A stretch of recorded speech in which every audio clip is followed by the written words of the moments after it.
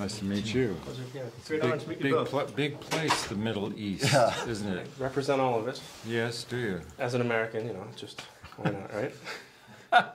When you began filming, you were imagining what it was like to have Harrison, as if he were there, crossing his arms, watching over you. How was it different once he was actually? It wasn't. It was the same. Was he? It was just sort of sitting there crossing his arms. No, it was a relief because you know, we felt like we were finally making Blade Runner when he arrived, and you know, it was very important to us to just begin that collaboration with him and start getting his input. Was Ryan the same man you expected him to be? No. Because I didn't know Ryan. I'd seen him in various roles, and he was always somebody else. I mean, he was always fully centered in that space. So I didn't know who the real Ryan is. And then I found out.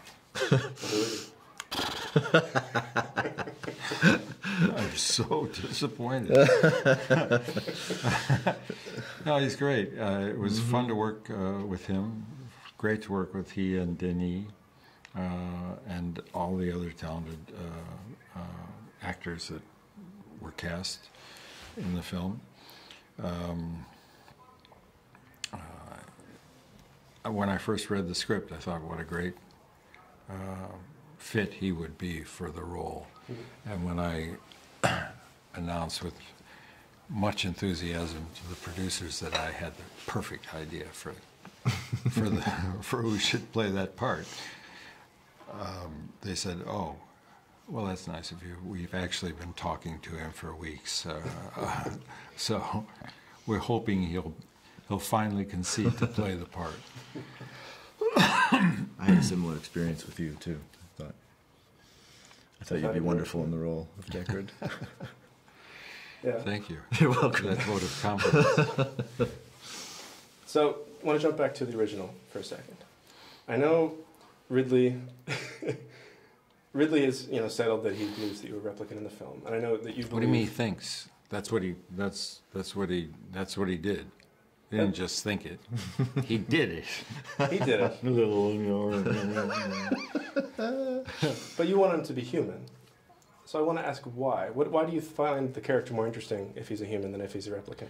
I find that there were a lot of replicants in the movie, and I thought that the audience might enjoy having one person on screen that they could count on to be their emotional proxy for those circumstances, and then they would have an emotional relationship. What I didn't count on that was the poetics, the poetic potential of having that kind of emotional context with somebody that you didn't know was a replicant or not, and that in fact, as they say, as a line of dialogue said in the original film, there's the potential for replicants to be more human than human.